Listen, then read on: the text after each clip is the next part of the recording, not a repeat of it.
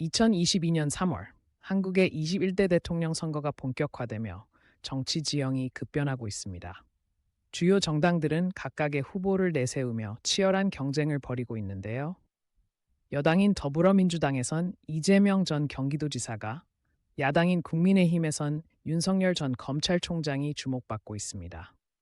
초기 여론조사에선 양자의 지지율이 팽팽한 것으로 나타났으며 특히 20, 30대 젊은 층과 50대 이상 중장년층의 선호도가 극명하게 갈리는 모습입니다.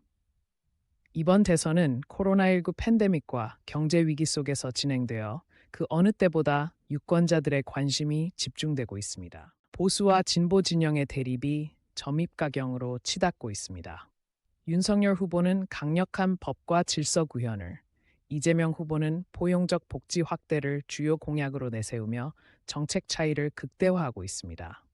특히 20대 유권자들은 주거 문제와 청년 일자리에 대한 해결책을, 50대 이상은 안보와 경제 안정을 우선시하는 모습이 뚜렷합니다. 최근 여론조사에 따르면 대구 경북에선 윤 후보가 58%, 서울 광주에선 이 후보가 54%의 지지를 얻는 등 지역별 편차도 두드러집니다. 이처럼 세대와 지역에 따른 이념적 분열이 선거 구도에 결정적 영향을 미칠 전망입니다. 선거 막판에 터진 후보 관련 스캔들이 판도를 뒤흔들고 있습니다. 이재명 후보는 부동산 투기 의혹으로, 윤석열 후보는 검찰 시절의 의혹으로 각각 논란이 제기되며 지지율이 요동치고 있습니다. 특히 북한의 미사일 발사와 같은 국제적 긴장은 안보 문제를 선거 쟁점으로 부각시켰습니다. 경제 지표도 변수로 작용해 한국은행의 기준금리 인상 발표 후 주택가격이 8% 급락하며 유권자들의 우려를 자아내고 있습니다.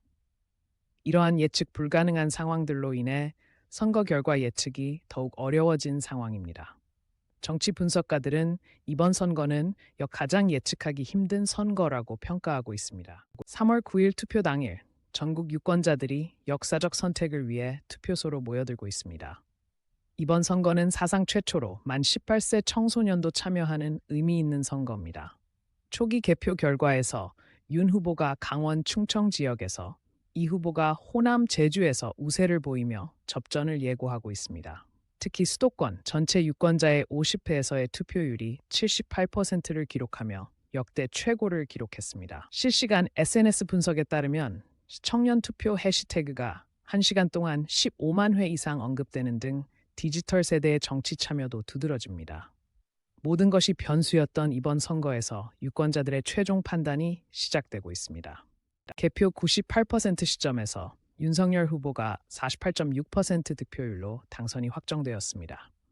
0.8% 피 차이의 극명한 승리로 한국 정치 사상 가장 박빙의 승부 중 하나로 기록될 전망입니다.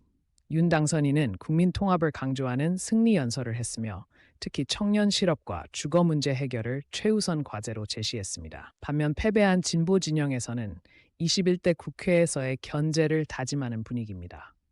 경제 전문가들은 새 정부의 부동산 정책과 대북 관계에 대한 구체적 방안이 시장 안정의 핵심이 될 것이라고 분석합니다. 58.2%의 역대 두 번째 높은 투표율이 보여준 국민의 열망이 새로운 5년을 어떻게 이끌어갈지 주목됩니다.